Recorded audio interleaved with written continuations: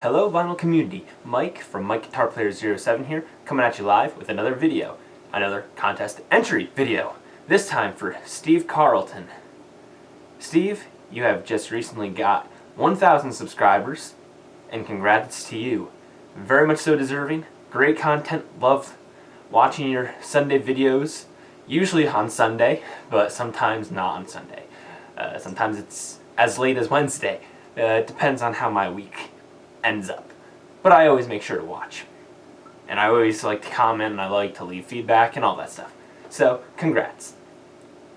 So, Steve's contest, what he has asked everybody to do is show at least 5 records that are your go-to records in your collection. And then you get the prize of $100 if you do a video and $30 if you do a comment on his video, and you have to be subscribed to his channel, which I have been for quite a while now. I did something a little bit more interesting. Not that that wasn't interesting, I changed it up a little bit, I should say. I have 4 piles of records here. Some of them have 5, some of them have a little bit more, because you said that was okay, Steve. So what I've done is I've grabbed from my personal collection. I've only done my records. I didn't do any of my CDs, 8 tracks, or cassettes.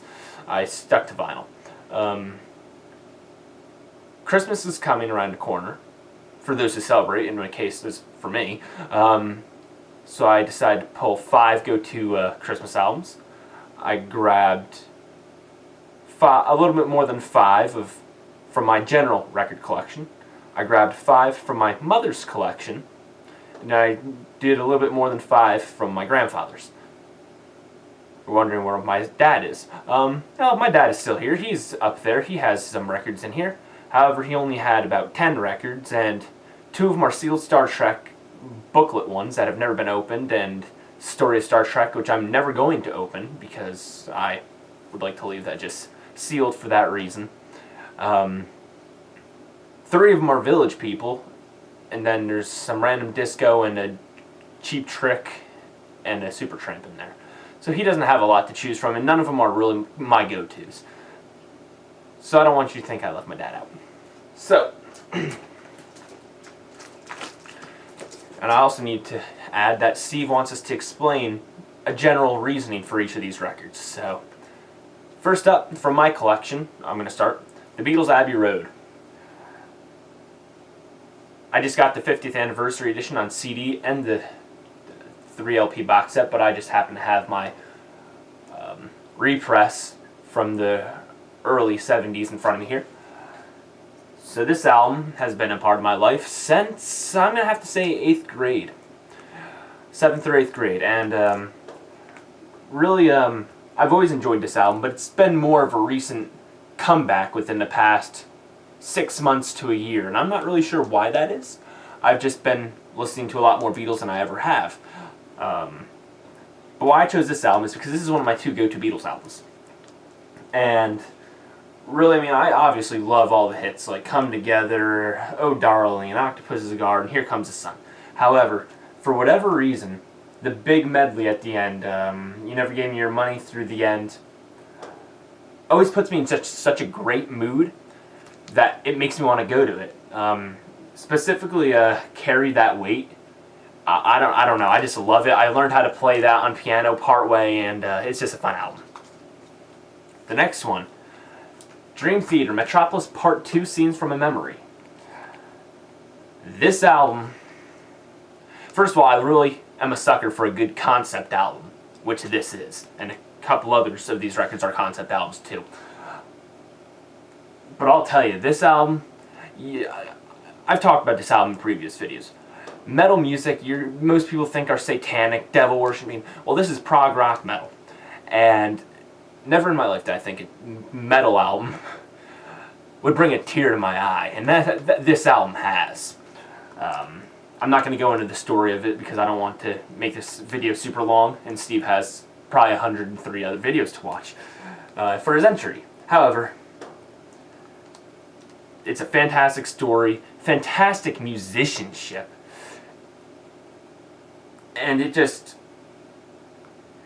you pretty much feel every emotion in this album. So, something I've come to realize more recently, and not that I ever haven't in the past, but I've been more drawn to as I grow older, and I'm 22, so I'm not that old, but you know what I mean. As I've been growing older, music that makes me feel strong emotions, happiness or sadness, have been a lot more of a factor of my musical taste, and not just because it sounds good, even though that I listen to those too. But so the next one from my collection I chose would be Elvis's soundtrack to the movie G.I. Blues. This is actually the only Elvis movie I've seen so far. I want to see them all eventually, but I chose this one because the song Frankfurt Special just puts a smile on my face, and I just enjoy blasting that song and singing it. And this entire album is fantastic. I've listened to a handful of Elvis's albums. I haven't heard his whole discography yet, but especially from the earlier days, there's really not a bad thing he's done, in my opinion. So, G.I. Blues. And also a perk, this is one of the few original RCA pressings that I have of an Elvis record, so that's always nice. Coming up with another concept album, we got Joe's Garage by Frank Zappa. The CD version came with all 3 acts in a package. However, Acts 1 and then Acts 2 and 3 came separately. 2 and 3 in one, and then Act 1 here. I just decided to pull out Act 1 because it's the one I know best. But it's, even though it's not very appropriate for any of the younger people, which really isn't anybody here who's watching, so I guess I really don't have to worry about that. But it's just fun. And maybe it's just because I'm a young adult and I find immature humor funny still. But, it's just great. The song Joe's Garage, I would love to be able to play that with a band one day. It's just fun, and it's an interesting story, and I would compare this almost to... I get the same feelings, for those who know, the Pink Floyd's The Wall, which is actually in here, spoiler alert. Pink Floyd's The Wall and this album give me the exact same feelings. Storylines are different, but the emotion is just as strong for both of them. The only difference is that Pink Floyd's is a little bit more serious, Frank Zappa is a little bit more joking. But it's just as I said, I'm a sucker for a great concept album. Led Zeppelin, Zeppelin 2. Led Zeppelin is one of my favorite bands of all time. But I chose Zeppelin 2 because when I was first introduced to Zeppelin, I heard Black Dog on the radio, and I asked my parents, hey, what's that? I thought it was great, I loved it. Everybody talks about Zeppelin 4. And rightfully so, but do a little bit something different, and also, this one has a little bit more significance in my life, because this was the only Zeppelin album my parents had on CD. So, other than hearing Black Dog on the radio, this was all I heard. And one of my favorite Zeppelin tunes is Live and Love Maid, so that's on this. Unfortunately, this is not a Robert Ludwig pressing, but maybe one day I'll own one. But that's why this has been heard a lot in my childhood. I've talked about this album many times. My favorite Broadway show of all time, Phantom of the Opera. This is my go-to show of choice. Has been since senior year of high school. Still remains to this day. For even more reasons, because I loved it for the music, then I saw it, and then it made that whole new impact on me. On top of it being one of the best days of my life, seeing this with my unfortunately dying grandfather and my grandmother. So it was just all around great, because I loved this for its music, then I saw it live, and then there's a great day attached to it as well. So it just brings a plethora of emotions for me on that one. Pink Floyd, Wish You Were Here. I guess I have 2 Pink Floyd albums in my stacks here. Pink Floyd's Wish You Were Here. Why did I choose this one? Because this was the first Pink Floyd album I owned on CD initially, and this is the first Pink Floyd album I heard regularly. My parents owned Dark Side of the Moon on CD, but I heard it maybe once or twice, and then I asked for this for Christmas or something. I don't know. My grandmother, when she was alive, just took a list for my birthday and for Christmas, bought everything, and then gave them for Easter, Valentine's Day, this, that, and the other thing. And not only was this the first Floyd album I ever heard in its entirety repeatedly, And not only is Shine On You Crazy Diamond one of my favorite Floyd songs of all time, if not the favorite, this was actually the last record I was given from my grandmother before she died. My grandfather had a few others lying around that he gave me that she had purchased for me. However, this was the last one that she, from her hand into mine, so it kind of has that special meaning for me as well. Except it was the CD I was talking about, not that record. I just bought that record a couple months ago. Van Halen, 1984. I've heard this album a lot from my childhood because Van Halen's my dad's favorite band, and this is his favorite album of all time. So it just has that sentimental reason. That's why it's one of my go-tos, because I really love the album, and I also love hearing it and jamming with my dad with it. And this weekend actually is going to be a guy's weekend because my sister is away at college, and my mom is going with her mother and, for a mini weekend vacation. So it's going to be just me and my dad, which is something that's nice, because it's been years since I remember a weekend where it's just me and him. Of course, I have schoolwork to do, but we'll see what ends up happening. I don't know what will end up happening, but maybe I'll throw this on the turntable. We could just have a beer and enjoy it. And then the last go-to from my stack is Warren's Cherry Pie. And this is a recent one, within the past year. You can see the note I got from Melinda Murphy when she sent this my way. This is one of my favorite hair metal albums of all time. So that's one of the reasons it's my go-to, but also it just puts me in a great mood. I love a lot of hair metal music, but this one just gets me, and I just love every minute of it. So it's just great. And around the time that I got this was when I started having to. I used to work with my grandfather in his landscaping business, and this is around the time where I had to do everything on my own. My grandfather couldn't really do anything anymore. He just kind of had to take it easy. So I just remember hearing this a lot when I was doing the yard work alone and all that stuff, and it was a fond memory. Painful, but fond at the same time, and also, as I said, it's one of my favorite hair metal albums of all time. Christmas is right around the corner. So I felt it to be appropriate to choose from my vinyl records the top records for Christmas. For me, probably like for everybody else, Bing Crosby's Merry Christmas is on the list. This is my original 12-inch pressing from back in the day. I can't remember the year at the moment, but it was the one that came out after the original 78 album of this.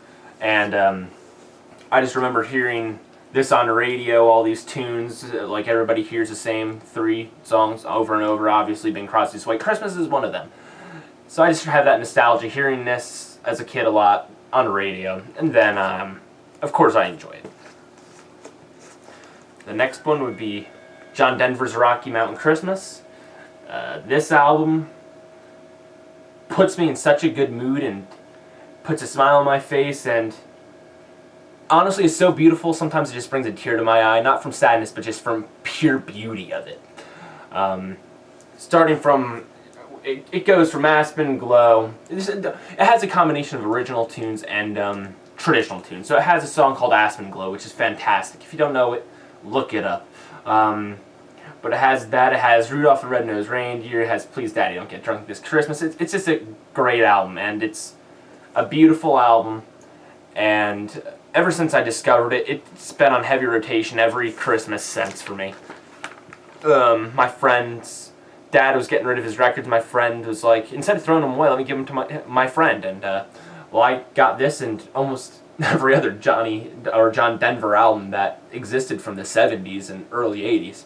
And this Gatefold is just fantastic too. I love it. It's just a very warm feeling album. This is the kind of album you want to listen to by the campfire. Not campfire, fireplace in front of your Christmas tree right before you're about to watch a Christmas movie with the family. This would be like a perfect background. You're just waiting for your mom to finish up the popcorn or whatever the case may be. It's just a very heartwarming album. So there's that.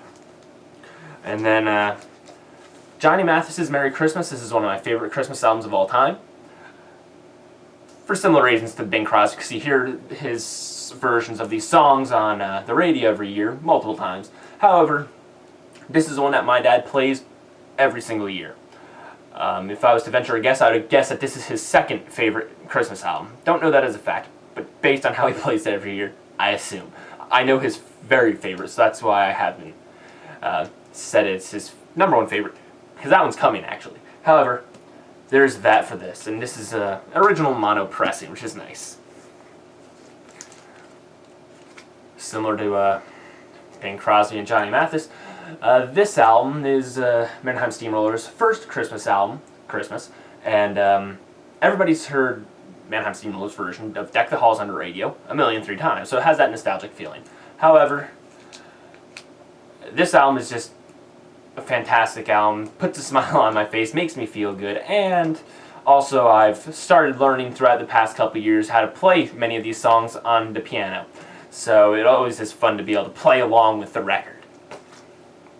And the most nostalgic Christmas record, and my dad's number one favorite Christmas record, would be Sing Along with Mitch Miller and his gang, Holiday Sing Along with Mitch. This comes with printouts of the lyric sheets that you could rip out. Thankfully they're still intact here in the gatefold, and I just remember hearing this non-stop. We would be in the car in my dad's truck, we would hear this album. We would be home, and it would be around the Christmas tree, Christmas morning, we would be hearing this album. This is the album I associate with Christmas most, because this is one I've heard the most. Even though it's not a super traditional song, there's a song on here called Must Be Santa, and if you don't know it, look it up. This is the version I would look up, because it's the one I know, and, well, actually it's the only version I know, but it's just fantastic, and I just remember hearing this a lot, so it has that feeling for me, and it's just a good feeling for me. The next I'm going to go to is my mom's collection. So what I chose first was AC/DC's 30D's Done Dirt Cheap. Now, of course, this is a fantastic record for those who know it, but I can't help but laugh every time I hear this album.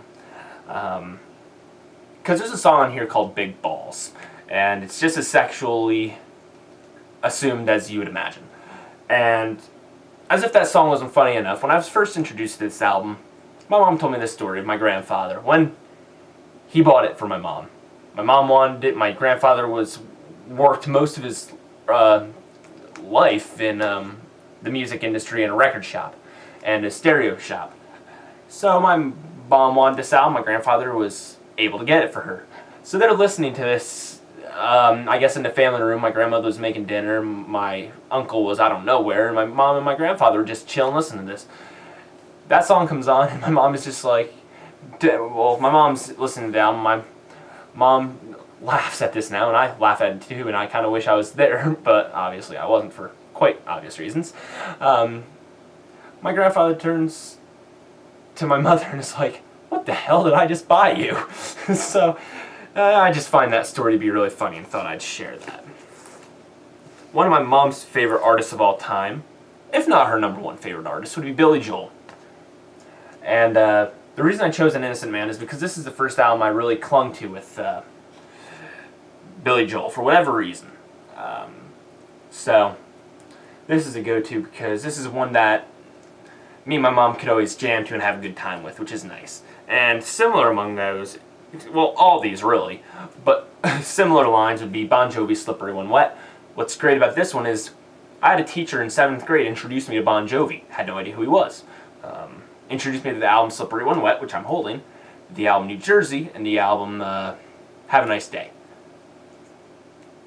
So I go to put on this album because my mom's like, "Oh, I have it, let's put it on the record player," or whatever. Cool. So I'm jamming on it, and my mom is just singing along, and I don't know why I was so impressed at the time, but I was just so impressed that my mom knew all the lyrics, and we laugh about that to this day at times. Next, the Grease soundtrack. There isn't anything that hasn't been said about the soundtrack, so I'm not going to go ranting about it, but there's songs like Look at Me, I'm Sandra Dee that I'll just have stuck in my head randomly, start singing it out loud, my mom just joins with me. So it's always fun to have those memories attached to albums, and one of the reasons why I go to that one so often. And lastly, in 8th grade, I was introduced to Madonna, and I became obsessed with the 3 albums my mom had on record. Her self-titled debut, Like a Virgin, and True Blue. And still to this day, I love all 3 albums. I probably know more words to them than I am proud to admit to, but it's just so damn good. And, you know, I just have that nostalgic feeling for that due to that. And lastly, my grandfather's records. So, the first record would be The Very Best of the Browns. This was one of the first records my grandfather gave me. And, not the first. You'll get to hear what the first one was when we get into here. But, this one just has that nostalgic feeling because even though it was only 2 years ago, coming up on 3 years ago. Damn, 3 years, holy shit. I just, hearing this album, my grandfather was telling me there was a great song called They Call the Wind Mariah. He was telling me there was a great song called The Old Lamplighter. He said there was a great song called The Three Bells, and there was a great song called Send Me the Pillow You Dream On. So I was very much so looking forward to hearing those. I was looking forward to hearing everything. But, so I did, and still really love it. And The Three Bells I actually do a cover of, singing and playing guitar. In that same stack of the Browns, that I got that day was Carly Simon's No Secrets, and this was when I was introduced to more than just a song, You're So Vain. So, and this was one of those albums I love so much I ordered it on Amazon that same day. So that's how much I enjoy this record, and it just has that feel-good feeling because it was just one of my grandfather's records. A lot of these are just like really positive memories because my grandfather loved them. We had a good bond with music, and then I really have the sentimental ones for weird reasons, and for these, they're because they were some of the first ones I ever got. The next one would be David Allan Coe, Rides Again. This, I believe, I do not know this as a fact, unfortunately, and I guess that to this day I'll never get the chance to find out, but I believe that this was my grandfather's favorite David Allan Coe album, because this is the one I always heard about. And my grandfather, when I first got a turntable in 7th grade, asked me if I would be willing to convert some of his records to CD, and this was one of the very few that he wanted. So there's that. And also, this has a fantastic tune, Willie Whalen and Me. If you don't know that David Allan Coe tune, check it out. It's fantastic in every way. But I love this album for that reason, and also it's just a fantastic album, as I said. Similar to the Carly Simon and the Browns, Dr. Hook was one of the first records I heard from my grandfather's record collection, and it's kind of stuck with me. One of my favorite songs that Dr. Hook has done is a song called Queen of the Silver Dollar, which is on this album. And it's just a great album. And here's a fun song called Freaker's Ball. It would be totally unacceptable if it was released in today's era. It would not be perceived well at all. But for the time, it's kind of funny.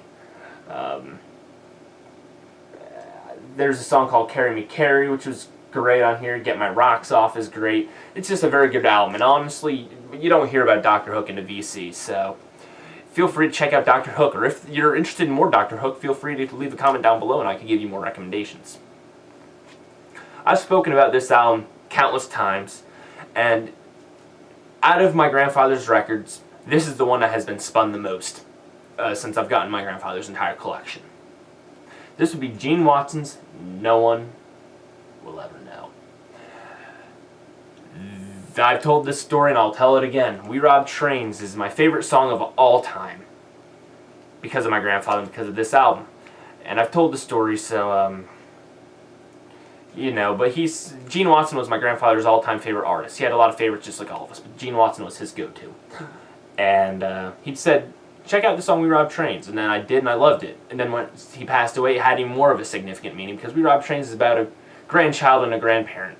So it has that meaning to me too. But also, even not only just that song, the hit Raising Cane in Texas is fantastic. Cold Day in July. You know what, I'm going to be spinning this as soon as I'm done with this video recording. And guess what? It's 12:30, 1 o'clock in the morning on October 17th. And I don't care. I'm going to blast this as loud as I can without waking up my parents.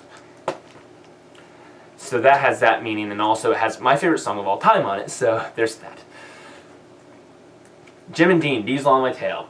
I don't know a lot of old school bluegrass. Really, my bluegrass knowledge is mainly Alison Krauss and Union Station. However, I'm learning because of my grandfather's collection. Jim and Jesse is no exception to that. This is fantastic. The song title track, Diesel on My Tail, is fantastic. This was one of those albums that once I heard, I went back to my grandfather and was like, I never heard that before, but that thing kicks ass. And he was like, yeah, it's great. And I was like, yeah, the song Diesel on My Tail, the title track, was the one that stood out to me most. And what was most impressive is he started singing it. And he hadn't heard this record in who knows how long, because he hadn't had a record player in a very long time. He was singing it as if he had heard it just 2 minutes ago. And my grandfather was able to do that with a lot of songs, but I remember doing it with Diesel on My Tail, and I just was singing along with him, even though I heard the song only a couple minutes earlier, so I knew it, but for that reason, but he hadn't heard it in years, and, you know, it has a special place in my heart because of memories like that. Johnny Cash's Orange Blossom Special. This was one of the first 4 records my grandfather gave me. I told the story in the previous videos of how I asked my grandfather about the album Ride This Train by Johnny Cash, and then he ended up giving me a stack of 4 Johnny Cash records. Well, this was one of them. And this is one of my favorite Johnny Cash albums. And, you know, this is just fantastic. It has the song Orange Blossom Special, the title track. He had a hit called A Long Black Veil, which is great. It Ain't Me, Babe, and Don't Think Twice, It's Alright, which is both tunes by Bob Dylan. The Wall is fantastic on this record, which was not a big hit, but I believe it was featured on At Folsom Prison or At San Quentin. Mama, You've Been on My Mind is great. Danny Boy is great. Everybody knows the song Danny Boy. All of God's Children Ain't Free is fantastic. I've named almost every single song on this record now, with very few left out. So it's just a great record, and you know, it has that nostalgic feeling from being one of the first 4 records my grandfather gave me. I told you The Wall was going to be here. I'm a sucker for a concept album. Pink Floyd's The Wall is here. I was introduced to Pink Floyd in 7th grade. I remember looking up Pink Floyd on Pandora Internet Radio to just be exposed to Pink Floyd. And I remember hearing a lot of the songs off The Wall, and a lot of the songs off of Dark Side, and a lot of the songs off of Wish You Were Here. And The Wall is obviously Pink Floyd's most critically acclaimed album, next to Dark Side. And, you know, I just love the story. It makes me feel every feeling. It's one of the most powerful, with the instrumentation, the instrumental parts, it's some of the most powerful music you'll hear. And I just love it. And it's one of my favorite albums of all time, so. There's not a lot I could say that hasn't been said about Pink Floyd's The Wall. And finally, the last record, Tanya Tucker's TNT. I've spoken about this record before. I even gave a sealed copy away, and in a contest. And coming up nearly 2 years ago at this point, Thanksgiving of 2017, my grandfather gave me a handful of his records that morning. And then when he came over for Thanksgiving, we listened to a handful of individual songs that he wanted to hear, whether it be for the last time or just to introduce me to the song.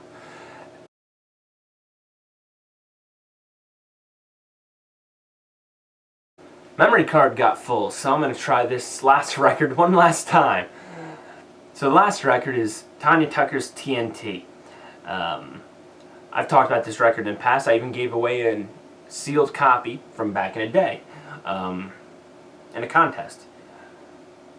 Coming up on 2 years ago, as of this upcoming Thanksgiving of 2017, my grandfather gave me a handful of records early that day. I went over to his house. He lives right down the road from me. And then later that day when he was over for Thanksgiving dinner, when the family got together, he's like, Mike, let's listen and check out some of those records I gave you earlier. Some of the songs he probably wanted to hear just to be able to hear at least one last time, if not the final time, which unfortunately was the case for some of them. And just to introduce me to some of them. And Tanya Tucker's TNT was in there. At the time, I did not know that she did the song Texas When I Die, even though it's the last song on this record. And I knew the song, I just didn't know it by name yet, until I heard this entire album. But he showed me the song Love or Goodbye and during that time. And in all honesty, that was one of the most special days, Thanksgiving in 2017, because of the moments that I shared with my grandfather listening to these records. Because I've always wanted to have a moment with him and listen to a bunch of music with him. And I'm glad we got it. Unfortunately, Thanksgiving 2018, he wasn't feeling very well, so I wasn't able to. And then 2 months later, he left us. But this is a fantastic record. This is the second most played record from my grandfather's collection since I've owned it. And Love or Goodbye is fantastic. Texas When I Die was the hit from this album. One of the biggest hits, I'd venture a guess, of country music in the late 70s. I believe this was 78? 78, yes. But she does a fantastic cover of Heartbreak Hotel and Brown Eyed Handsome Man, which was Elvis Presley and Chuck Berry, respectively. But there's not a bad song on this album. And, you know, it just is a feel-good feeling song, or album, and it just has that feel-good feeling of the nostalgia because of my grandfather and all that. Of course, as I said, which is a lot of this has to do with nostalgia of all these records. So, Tanya Tucker's TNT. Steve, once again, congrats on your 1,000 subscribers. You're extremely deserving. I saw that you posted your video a couple hours ago at this point, but I saw it at about 12 o'clock in the morning, October 8th, 17th, which it is now, and I scrambled to get some records together, and I went down to where my records are and recorded this video. So I made this pretty high priority for you, and I am hoping to be the first, if not one of the first, entrants to your contest. As I said in the beginning, I love seeing all your videos, and I love seeing what you have to share. You have shown me a lot of music that I haven't known. You've shown me a lot of stuff I have known. You showed this record back a couple months ago, and you don't know this, Steve. So I thought I'm going to share this with you now. A couple months back, you showed this record. I just pulled it out now, as you saw. You showed me this record, or you showed the VC this record in a video, and I hadn't heard of it. Checked it out on iTunes, Spotify, whatever I looked it up at that time. Liked it, so I made a mental note. I want to check out this record. Next time I go to a record store, it was in recent arrivals, so I grabbed it. So, if nothing else shows the impact, if my words don't show it, maybe this record will, of how you've been able to impact me, at least with this one record. This is the only record I've purchased of the stuff that you've talked about currently, even though I have a whole list of others that I want to get. So I just thought I would also share that last moment. But anyway, thank you, Steve, for everything that you do for the vinyl community. Thank you for your videos. Thank you for your support of my channel constantly, because you give me just as much of love and support as I give to you. As I said, you're very deserving of the 1,000 subscribers. I can't wait until you get 2,000 and more. And I can't wait until I see your next Sunday video. I'm glad you enjoyed the records I've recently sent you. If you guys who are watching do not know who Steve Carlson is, obviously his link will be below. Give him a subscribe, like, and comment, and even enter his contest if you want. Feel free to do the same for me, except I don't have a contest, so you can't enter anything on my channel. Thank you guys for watching, and I'll see you in the next video.